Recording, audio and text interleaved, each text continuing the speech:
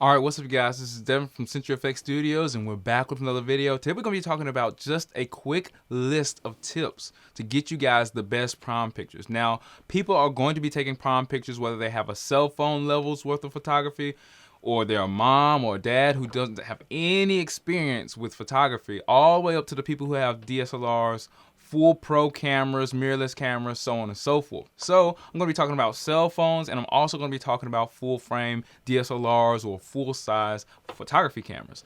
Now I'm going to be talking about everybody in this level in between each camera. So stay tuned and let's get into that list right now. All right, now when you're talking about proms are unique, but they only have two essential scenes. You have the actual prom itself, and then if the person is special and they want to go out to another location, you have that location itself too. Now, usually you're talking about two people. Sometimes there's only one person, but there's usually just that scene of the kids or the students at the house or the home, the behind the scenes kind of thing, kind of like a wedding.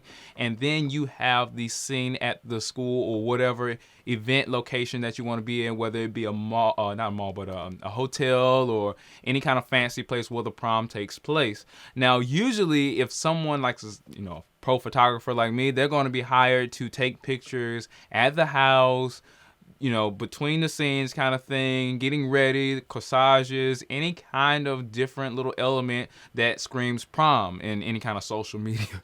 So you might want to think about it that way. So if you're going to be hired for it, you need to think about actually being at the house, taking the pictures, and then, or being at another location and taking the pictures, or both, being at the house, then being at another location, and then going to the prom, because everybody wants to be photographed coming out of their snazzy Bentley or Range Rover or any kind of vehicle that they're coming out of. So those are some of the things you need to think about scenery wise. Now, with all that being said, we're going to get into exposure and all that other stuff later, but if you have a cell phone, it's a little bit easier for you to maneuver around with all this stuff. Now, if you have a DSLR, you need to think about moving that from location to location. Especially if you have a DSLR, you're probably going to have an external light source like an Explorer or a speed light or something like that. You need to think about moving that stuff from place to place, and if you're charging, so on and so forth, you get into that, all those logistics. But those are some of the things to think about when you're actually going from place to place, getting ready for the prom. Now, the next thing you need to think about is the actual student. Who is this student? Is this student high up? Does this student have a certain type of rank? For example, I have a prom shoot coming up, and it is for the Mrs. quote unquote school. So she's a part of the homecoming court. She's a part of this. She's a part of that and the other. She's a dancer. I know a whole bunch about this student because I've been photographing this student for the last 4 years, and her family is strong clients of mine. So I know what to expect when I'm going out to take her prom pictures because I've known what she's done over the last 4 years in high school. So I'll be able to incorporate that in the shoot. And we're going to get into that later, but that's something to think about too. Who are you talking to? Who is this person? Now, if it's just a friend or you're just using your cell phone, you're the mom and dad, you already know this person good enough to know, okay, this person should probably do this. For example, be in this outfit or do this move or stand by this thing at the school to make themselves look better. But that's what you need to think about. Think about the student that you're actually photographing and what makes their prom pictures unique and possibly a little bit more expressive than somebody else's prom. So the next thing you probably want to be thinking about is the location, because the location will kind of dictate everything else. Now, if you're just going to the prom site, you're going to have to be, dealt with whatever you're given. So if you're like a parent or somebody like that, if you have a cell phone, you want to make sure that the location is suitable for some good pictures. Try your best to maneuver away from the sun. Now, I know a lot of people think that the sun is the best, source of light. Now, if the sun is diffused by the clouds, which means you have some nice cloud coverage, then you'll have some nice, soft, diffused light that will give good representations of skin tones and facial features. But if you do catch yourself in some blinding sunlight that's like in high noon or something like that, it's like at 4 o'clock or something like that, or in the middle of the day where you get a heavy cast of shadows across the face and under the chin and under the eyes, that might not make for the best picture. So you might want to find some shade under an awning. Always consider the background. Always frame up the image as good as possible, head to toe, because they have these awesome attires on. They have these awesome corsages, clothes, all these articles of clothing and accessories, they are awesome. So you don't want to chop off any fingertips, anything like that. You want to try your best to back up and maybe even zoom in. But I know that for a lot of cell phone users, zooming in is not always the best because you have what we call digital zoom. You don't want to really get into that. So in my opinion, I will just fill the frame with the actual person. If you do have portrait mode, you might want to use portrait mode on your iPhones and anything else that has a dual lens type of configuration. You might want to look into your cell phone's manual to see if you have a dual lens or something like portrait mode where it actually does an optical zoom. But you want to back up and zoom in and fill the frame with things that are meaningful, you know, like fingertips, feet. Don't chop off any feet. Let us see that gown from head to toe. Let's see that tuxedo from head to toe. Don't chop off any head, no hair, anything like that, so you get a full frame picture. Like I said, always consider the background, and you should have a decent picture. Another thing you want to watch out for with cell phone users is do not get too close. I know that people love selfies and things of that nature, but if you get too close to your subject without considering distortion, then that's a problem. And distortion is basically making your head stretch in ways that your head is not actually seen in real life, and other body parts like that. Now, you can use distortion to your advantage. If a girl has long legs and she wants to accentuate that, you can go down and maybe shoot up just a little bit. Now, watch you don't want to get any upskirt looks or anything like that, but you want to have that kind of dynamic. You can shoot from above and look down. So it just depends on how it looks. You want to make sure you use that with caution because that distortion thing is also real for DSLR shooters and mirrorless shooters. You want to make sure you're shooting at the right perspective depending on what kind of camera or lens that you're using. You don't want to take any images that are like at 18 millimeters or anything like that if you can all help it.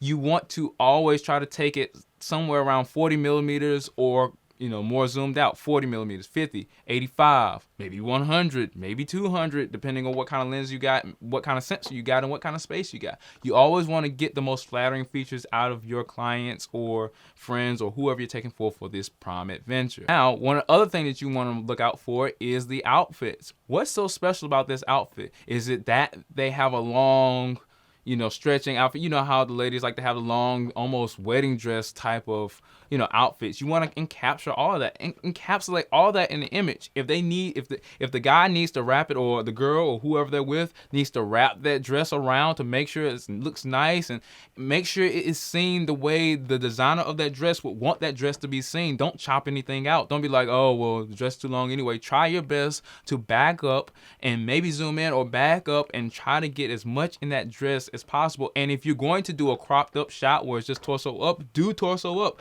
Don't just chop it right in the middle of the knees. Go above the knees. Don't have any predominant joints like elbows just randomly sitting and then chop off hands. Don't do things like that. Don't chop off at the wrist. Don't do things like that. You want to have the most encompassing image you can possibly have without your eyes wondering where that joint is or where's the rest of their arm, and I know how sometimes they like to take pictures where the arms are out of the picture. Try to bring the hands and the arms close to the picture so we're actually able to see the image, because if somebody has their hand behind their back or something like that, it looks like they don't have an arm, and that's not what you want to have. Hands make good images. They show connections. They show that somebody's together. So if you want somebody to get close, wrap their hand around or something like that, corsages, you know what I'm talking about. You've seen it in all the romantic movies and things of that nature. You want to make sure that people look close and not far away, because what's the point of prom? It's kind of like a lovey-dovey event. You want to make sure people look lovey-dovey and close, not like they're separated and don't want to be together. That goes along with your poses. Make sure that all your poses look together, look like they want to be together. Now we're going into photographic technique. We already talked about distortion. We talked about how you should hold your cell phone in most cases. You want to hold your cell phone without blocking your lens. You want to have it. You want to bring your elbows in just a little bit. If you're holding a cell phone, imagine this is the cell phone. Bring your elbows in, because bringing your elbows in and locking and bracing against yourself makes for a steadier picture. In most cases, you have no control over shutter speed, aperture, and ISO in your cell phone. Even though those settings are there, your manufacturer doesn't want you to know all that stuff, because they don't want you to know how the cell phone works, because then you'll understand deficiencies in it. So what you're going to have to do is do the best and present the cell phone with the best situation, which lock your arms, brace yourself, make yourself steady so that shutter speed doesn't dip and make your picture look blurry. And then you want to make sure that you compose that image, and you kind of have to sacrifice yourself a little bit. I'm used to doing it because I'm a pro photographer. I've been doing it for years, but you might have to sacrifice comfort for the sake of the picture if you want the best picture. This is trying to get you guys the best picture. So sometimes you might have to bend down. Sometimes you have to compensate what your center of gravity is, because sometimes the person that you're taking a picture of might be a lot shorter than you. And if you take a picture at your height of somebody that's shorter than you, it's going to look like you're looking down at that person, and that person's going to look even smaller in the frame and more insignificant in the frame than they are in general. So you want to make sure that you kind of compensate, bring that cell phone down to either the chest, maybe even navel height, because what's going to happen with this cell phone frame, because you don't have control over, any kind of zooming so much as far as optically zooming, you want to make sure that you fill the frame with that person and don't chop anything off, but also make sure they look like they are substantial in the frame, accurate to their own height. All right, so once you put all that in your mind, and this also goes for anybody who's using DSLRs. Most of the time when you're using DSLRs, you've already thought about this, but if you haven't thought about this, you're spending over $300 for your camera. You might want to think about how you compose it, how you frame it, where they are in the image. Make sure you don't chop off anything important. Now, of course, if you're at the right height, according to them, then you will have a more accurate picture based off of how they look and how they stand. And this is going to make your pictures look way better than anything you pretty much see on Instagram for people who don't take tips like these, because what's going to happen is they're going to be in a situation where they're just going to take a picture on the fly and not think about things before they do them, and then they end up with a picture that's subpar, and they'll be like, well, why did your picture come out so much better? So this is a side hint for anybody who has a cell phone. Please buy a small microfiber cloth. And the reason being is because for those of us who have cell phones know that our finger button is usually around our lens of our camera. So it might be close to our camera. So when we go to reach for our cell phone in our pocket, we inevitably touch the lens of our camera, or our cell phone camera. And so what you want to do is you want to take a microfiber cloth, something that will not scratch the lens of your camera, and this will give you, I promise, 10 times better image quality than you would have ever had not cleaning the lens of your cell phone camera. And this goes for the front-facing camera, back-facing camera. So that means if you want to get one of those selfies and you want to take a picture with the front-facing camera and see you guys see yourselves while you're taking the picture, then you have the ability to clean up the lens and get some of the best optical quality out of your cell phone. I remember being at work one day, and I work at a photo studio, and the lady was saying that, oh, well, my picture looks 10 times worse than your picture, but we have similar cell phones. Well, I told her I have a microfiber cloth. Let me see your cell phone. She let me see her cell phone. I cleaned off the lens, and she saw a tremendous difference in image quality just because she cleaned off the lens. Please clean off your lenses if you're using cell phones. Another thing you can do to get the best, this is another side note just for cell phones, to get the best quality out of your cell phones is download an app called Adobe Lightroom. I believe Adobe Lightroom is free, and what Adobe Lightroom allows you to do is open your own camera, your camera from your cell phone within that app, and that app is going to allow you to control, I believe, shutter speed and ISO. Now, you're not able to control aperture because it's a variable aperture lens, and they also don't want you to get into that. But you have to understand that you can control something on the cell phone, and if you're able to expose it correctly, you have other things that'll also help you, like grids and things of that nature, and you can control, I believe, white balance as well. But if you're able to control it and use some settings from a camera that was shooting with natural light, then you're probably going to get a better result. Now, if you're not ready for something that advanced, just use your camera app on your phone like you would normally use it. But for those of us who are trying to take our pictures above and beyond and don't mind maybe even post-producing the DNGs that come out of our cell phones, go ahead and use that app, because it will make your photography a little bit better if you know how to tune your shutter speed and your ISO to get the best performance out of your cell phone. That's just a side note for your cell phones. This is already included in our cameras. But another thing you want to think about is location creativity. Now, like I said, there's two main scenes when you're doing proms. You have the scene at the prom, but you also have the scene outside the prom. So if you know where the prom is going to be located and you guys are going to have to take pictures on the way there, at another location, and while there, you want to be able to take them to a location first off, that you know well or that you know how to expose for. If you're bringing a separate light, or if you have your own way of manually exposing it or using natural light, go ahead and be able to do that before they get there, because you don't want someone's mother to look at your image and say, oh, that's bad. Or you don't want the client to look at their image right before their prom and say, oh, well, that's not me. I don't like how I'm going out looking. And that's not what you want to feel. So go ahead and be able to expose and do all of your parts right as far as a technician, because nobody can control your camera like you can, assumably in this situation, or assuming in this situation. You don't want to be stuck in that, that section where we can't do anything about your camera, but you can't do anything about your camera, and we hired you to be a camera technician. So that's one of the things you don't want to have to worry about. So make sure you're able to expose for that, and then also make sure you're able to expose for each event and setting that you go to. Whether you have a cell phone, whether you have a small point and shoot, whether you have a mirrorless or full frame camera, because you don't want to get to a spot and have a full frame camera and expose everything right but focus it wrong.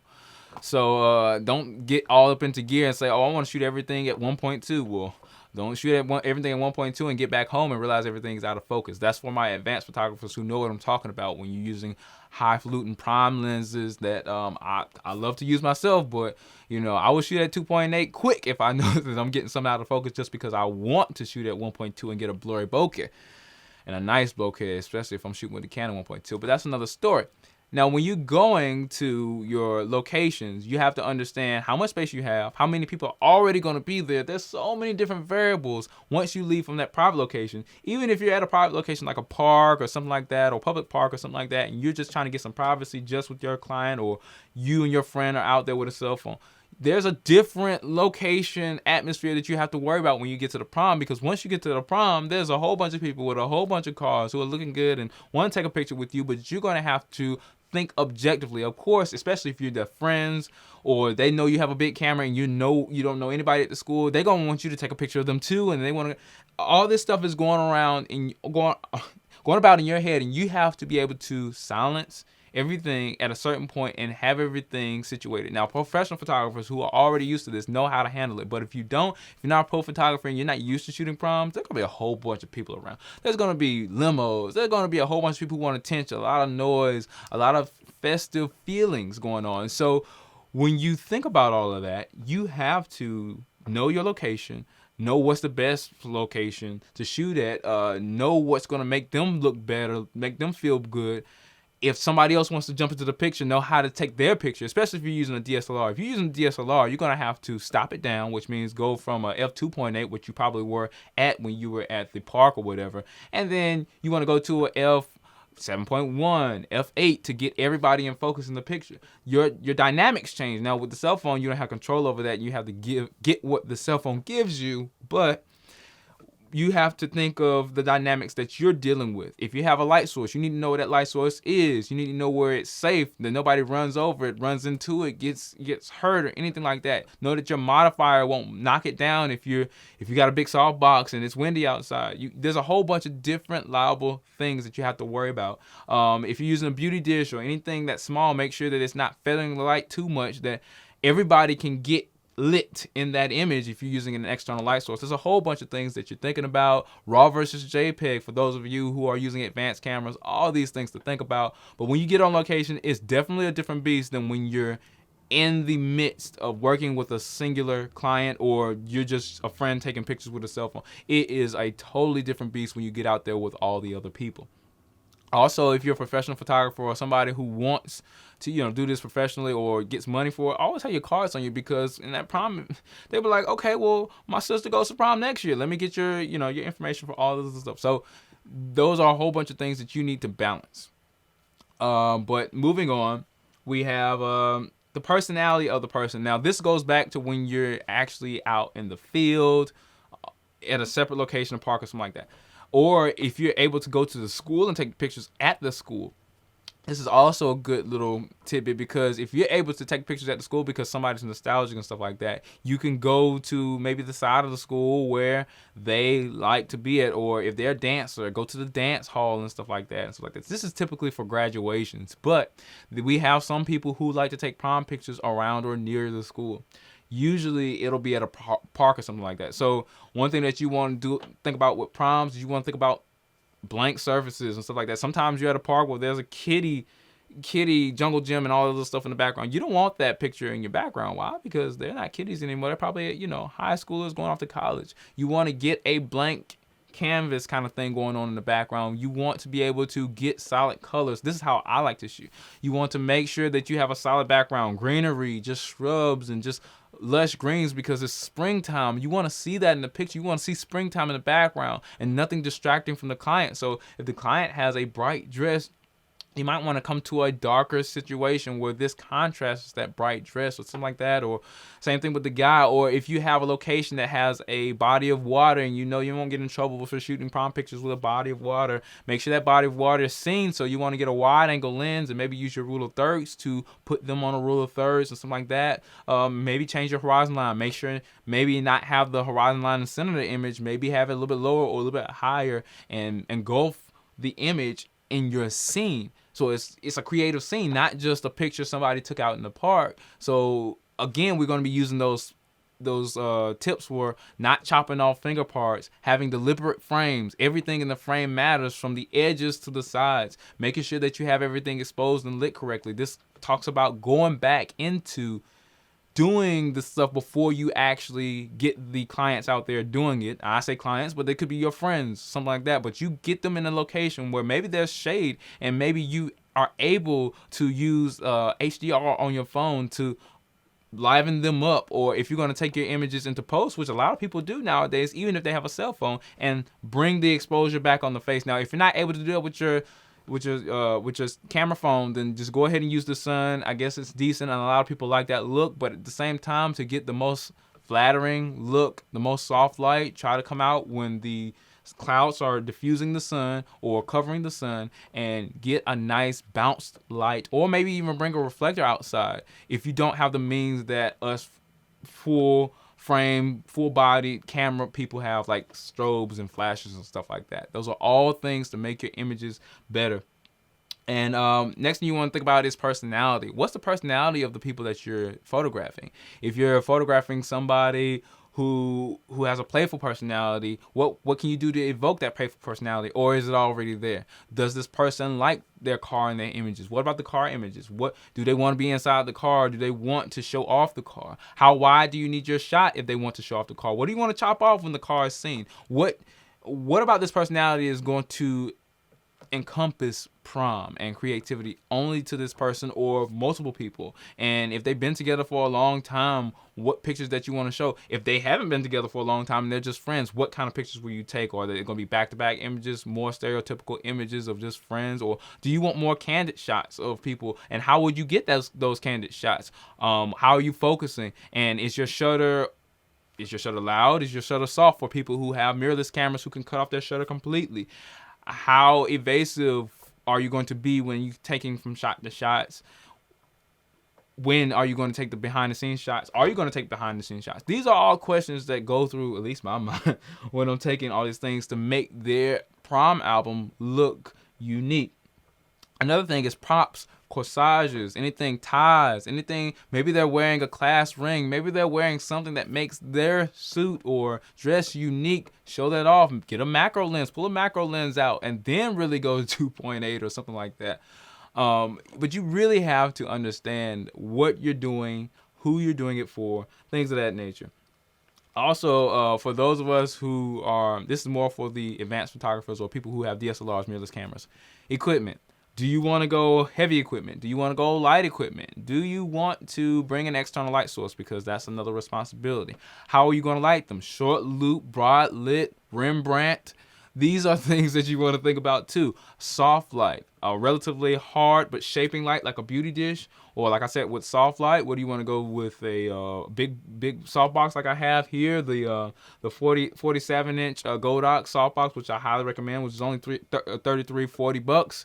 Do you want to grid anything? Do you want to use a backlight? Do you want to use some studio lighting outside? Do you want to use speed lights? Do you have a monolight? These are things you need to think about. And then how do you expose those things? Do you have high-speed sync or the ability to use high-speed sync? Because I think 90% of the time when I'm taking prom pictures, they're going to be outside. And I need to be able to handle the sun if I'm going to be using the external light source to boost the foreground exposure. So you want to think about, do you need to have lens filters to help you mitigate the exposure of the sun? Because in the springtime, sun is almost always out if you're outside. If not, it's probably going to be raining. But you also want to think about your flash sync exposure, and can I sync my high-speed sync my images? Can I shoot over 250 of a second? Because the higher the shutter speed, the lower the ambient exposure, and the better off you're going to be taking a picture that is well balanced with your exposure and your exposure triangle. Like I said, I don't know the perfect settings for you. I don't know the perfect gear for you. All I want you to do as an advanced photographer, mirrorless, DSLR, whatever camera that you're using, and you're using external light sources or using a speed light, to plan out ahead. Know what you want, know what you want to look like, at least have a remote idea. Have your batteries charged, have your memory cards going. If you're shooting RAW versus JPEG, and if you shoot JPEG instead of RAW, what are you missing? What are you sacrificing? And then if you shoot RAW versus JPEG, or you shoot both, what is it going to do to your final product? Now, for those of you who have cell phones, you just go out and have good fun. Just make sure you have memory. Memory is a huge problem for people who have cell phones and they go out in the field. Make sure that your gear is correct. Maybe you have memory, batteries. If you're taking pictures throughout the whole entire day, you might want to even buy another micro SD card if you have an Android or something like that. Those are all things to think about. Like I said, foreground and background matter. Always think about your foreground and background. You also want to make sure your exposures are relatively good. You want to make sure that the sun does not overexpose anything too much to where it won't be a good image. You also want to think about, for us advanced photographers, editing and post. Like I already talked about RAW versus JPEG. You want to make sure that if you want to shoot to the right of your histogram or ETTR exposed to the right, which means protect your highlights. You can bring stuff back in post because you're going to be dealing with a lot of sun. You're going to be dealing with a lot of different light sources, especially if you're using a DSLR. Now, if you're shooting everything natural light, you have a little bit more of an advantage there, and just make sure you expose the entire scene the way you want it to, and then bring your highlights down in post, because you're probably going to be dealing with more so highlights and shadows than anything else.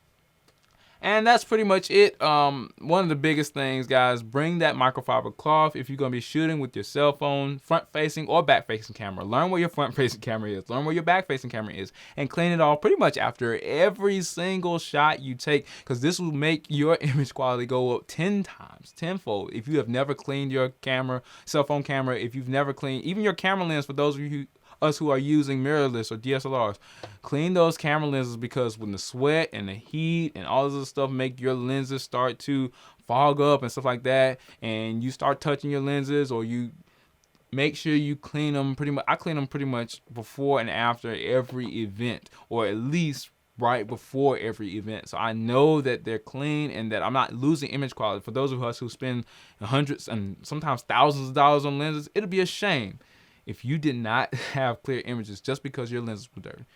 I'm done with CenturyFX Studios. This wasn't so much of a quick list. I kind of got on my rant or soapbox about prom pictures, and these are just some hints. I'm not even taking you guys outside because I don't really have the time to go outside and do a B-roll video or anything like that. I just wanted to get out and talk to you guys because I've been sick lately and I've been wanting to actually get out on video. But this is Devin from CenturyFX Studios. Hopefully I won't be having these throat issues with allergies, and I can get more videos out where I can actually talk without people having to make fun of me in the comments. Stay tuned for the next video.